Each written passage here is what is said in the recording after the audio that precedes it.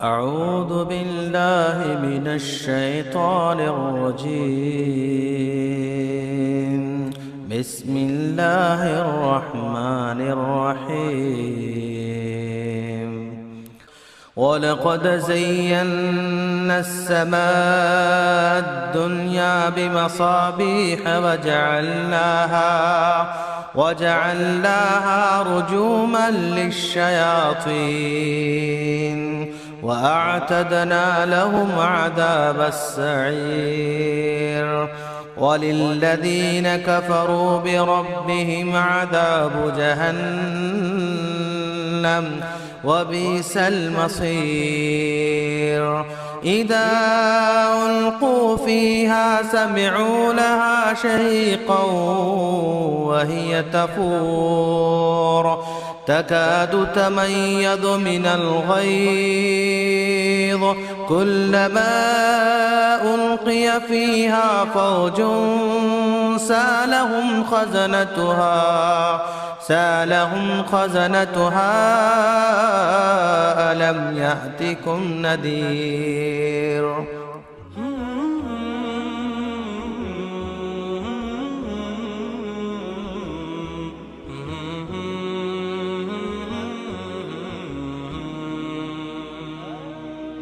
اب ہمارے سامنے میں موضوع ہے عورتوں ہی کے تعلق سے فیشن اور مسلم خواتین. اس عنوان پر تقریر کرنے کے لیے تشریف لا رہی ہیں عائشہ صدیقہ بنت عبدالغفور جو کہ عالم ثالث کی طالبہ ہیں. السلام علیکم ورحمۃ اللہ وبرکاتہ. الحمد للہ وکفى والسلام علی عباده الذین اصطفى اما بعد فاعوذ باللہ من الشیطان الرجیم. بسم اللہ الرحمن الرحیم. قال اللہ تعالی وَقُلْ لِلْمُؤْمِنَاتِ يَغْضُضْنَ مِنْ أَبْصَارِهِنَّ وَيَحْفَظْنَ فُرُوجَهُنَّ. سورہ نور سورہ نمبر 24 پارہ نمبر 18 آیت نمبر 31. محترم و مکرم صدر جلسہ و معزز مہمانان خصوصی اور عزیز سامعین و سامعات، آج کے اس 5ویں سالانہ اجلاس میں میں مسلم خواتین کے اندر تیزی سے پھیلتے ہوئے ایک مرض کی طرف توجہ دلانا چاہتی ہوں. یہ مرض بڑا متعدی اور مہلک ہے. اگر اس مرض کا علاج نہ کیا گیا تو مجھے خوف ہے کہ یہ مرض پوری مسلم قوم کو اپنے لپیٹے میں لے لے گا اور مسلمانوں کا جڑ سے خاتمہ کر دے گا. یہ خطرناک اور مہلک مرض فیشن پرستی ہے. اس وبائی مرض نے پورے مسلم معاشرے کا احاطہ کر لیا ہے. میری مائیں اور بہنیں اس آفت میں زیادہ مبتلا ہو گئی ہے، اس لیے میں بھرپور طریقے سے اپنے مسلمان خواتین کو اس تکلیف دہ مرض اور روح کو فنا کرنے والی اس وبا کے نقصانات اور مضرتوں سے واقف کراؤں گی انشاءاللہ. دعا کیجیے اللہ تعالیٰ اپنی مرضی کے مطابق کہنے اور اس پر عمل کرنے کی توفیق عطا فرمائے، آمین. عزیز سامعین و سامعات، آج کے اس ماڈرن دور میں روز بروز جدید اور طرح طرح کے فیشن وجود میں آ رہے ہیں. فحاشی و عریانیت کا ایک سیلاب امڑ آیا ہے. یورپین کلچر اور یہودی تحریک گلوبلائزیشن کے آگے پوری دنیا گھٹنے ٹیک چکی ہے. آندھی تقلید کا دورہ ہے. بے پردگی اور بے حجابی عام ہے. ہماری ماں اور بہنوں نے اسلام کا لبادہ اتار کر مغربیت کا لبادہ اوڑھ لیا ہے. آج ان کو اسلام کی بیٹی کہلوانے کے بجائے مغرب کی بیٹی کہلوانا زیادہ پسند ہے.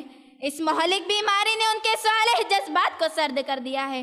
آج میری وہ مائیں اور بہنیں جو مغرب زدہ یا فیشن زدہ ہیں، وہ اپنے آپ کو بنانے اور سنوارنے میں شوہر اور مردوں کی کمائی کو مصروفانہ طور پر خرچ کر رہی ہے. وہ اپنے قیمتی اوقات کا بیشتر حصہ آئینے کے سامنے گزار دیتی ہے. ایسی عورتوں کی نگاہ میں امور خانہ داری اور گھر کی ذمہ داریاں ایک بے معنی چیز ہے. شوہر اور والدین کی خدمت ایک بے معنی حقیقت ہے. بچوں کے اخلاق کی آراستگی اور ان کی تربیت کے کوئی معنی نہیں. عزیز سامعین و سامعات، کیا فیشن پرستی اور بے حجابی ہمارے خدا کو پسند ہے؟ کیا نئے نئے فیشنوں کا مظاہرہ ہمارے نبی کو پسند تھا؟ کیا تنگ و چست لباس نبی کے اصحاب کو پسند تھا؟ کیا مردانہ لباس عورتوں کے لیے حدیث کے مطابق ہے؟ ہرگز نہیں. یہ ساری چیزیں اللہ اور اس کے رسول اور قرآن کی منشا کے خلاف ہے. حدیث میں ایسی عورتوں پر لعنت آئی ہے جو مردوں کا لباس پہنتی ہے اور اس سے ان کے دل میں ذرا سی بھی ہچکچاہٹ پیدا نہیں ہوتی. ابو داؤد کی حدیث میں ہے کہ آپ صلی اللہ علیہ وسلم نے فرمایا المتشبہین من الرجال بالنساء والمتشبہات من النساء بالرجال، رواہ صحیح ابو داؤد للالبانی، حدیث نمبر 4097۔ لعنت ہے اس شخص پر جو عورتوں کا لباس پہنے، اور لعنت ہے اس عورتوں پر جو مردوں کا لباس زیب تن کرے۔ اس حدیث سے معلوم ہوا کہ عورتوں کو مردوں کی اور مردوں کو عورتوں کی مشابہت اختیار نہیں کرنی چاہیے، لیکن آج کل حالت بڑی دیگر گو ہے۔ مسلمان عورتیں اپنا شعار چھوڑ چکی ہیں، بے حیا اور بدکردار قوم کی تہذیب کو سینے سے لگا رہی ہیں، اسلام مخالف قوم کو آئیڈل بنا کر اپنے حسن و جمال کی نمائش کر رہی ہے، اجنبی مردوں کو خود بھی دیکھتی ہے اور ان کو بھی اپنی طرف مائل کرتی ہے۔ عزیز سامعین و سامعات، قرآن کا ان تمام چیزوں کے لیے ناجائز ہونے کا فتویٰ ہے۔ قرآن و حدیث کی نگاہ میں شوہر کی موجودگی کے علاوہ کسی بھی حالت میں زیب و زینت اور بناؤ سنگار کرنا حرام اور ناجائز ہے۔ اللہ تعالیٰ سورہ نور میں ارشاد فرماتا ہے وَلَا يُبْدِينَ زِينَتَهُنَّ إِلَّا مَا ظَهَرَ مِنْهَا، سورہ نور سورہ نمبر 24 پارہ نمبر 18 آیت نمبر 31۔ عورتیں اپنی زینت کے مواقع ظاہر نہ کریں مگر جو اس موقع زینت سے عام طور پر کھلا رہتا ہے، جس کو ہر وقت چھپانے میں حرج ہے، اس کو ظاہر کرنے میں کوئی قباحت نہیں۔ اس لیے ہماری خواتین کو چاہیے کہ ہم اس فیشن پرست جیسی مہلک بیماری سے اپنے آپ کو بچائیں اور اللہ اور اس کے رسول کے پسند کے مطابق اپنی زندگی گزاریں۔ آخر میں باری تعالیٰ سے دعا ہے کہ اللہ تعالیٰ ہماری خواتین کو خدیجہ جیسی وفادار، عائشہ جیسی عفت دار اور فاطمہ جیسی باکردار خواتین بنائیں۔ آمین ثم آمین، وآخر الدعوانا ان الحمد للہ رب العالمین، والسلام علیکم ورحمۃ اللہ وبرکاتہ۔ ما شاء اللہ، بارک اللہ فی علمک۔